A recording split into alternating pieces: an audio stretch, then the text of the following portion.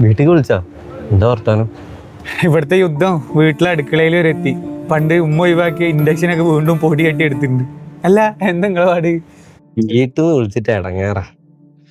ഈ മാസം വർക്കില്ലാത്തതുകൊണ്ട് സാലറി കിട്ടിയത് പകുതിയാ. അടുത്ത മാസം കൂടി ഇങ്ങനെ ആയാ പരിപാടി മൊത്തം പോകണം.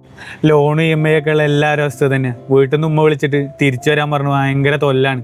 ഉപ്പ അതൊക്കെ തന്നെ പറയുന്നത്. ഇതിപ്പോ പോയിട്ട് എന്താ ചെയ്യണ്ടേന്ന് എനിക്കറിയില്ല. ഇപ്പൊ പോയ അവസ്ഥ എല്ലാവർക്കും അറിയുന്നോണ്ട് ഒരാഴ്ച ആരും ഒന്നും ചോദിക്കൂല. അടുത്ത ദിവസം തൊട്ട് ചോദിക്കും എന്താ പരിപാടിന്ന്. അത് ശരിയാ. ഇതുവരെ ഇവിടെ നിന്നിട്ടും തിരിച്ചു പോകുമ്പോ ഒന്നും ഉണ്ടാക്കാൻ പറ്റില്ല എന്ന് ആലോചിക്കുമ്പോ നിന്റെ അവസ്ഥ തന്നെയല്ലേ. അവിടെ നിങ്ങൾക്ക് തെറ്റി. സംഭവം നിങ്ങളെക്കാൾ സാലറി എനിക്ക് കുറവാണ്.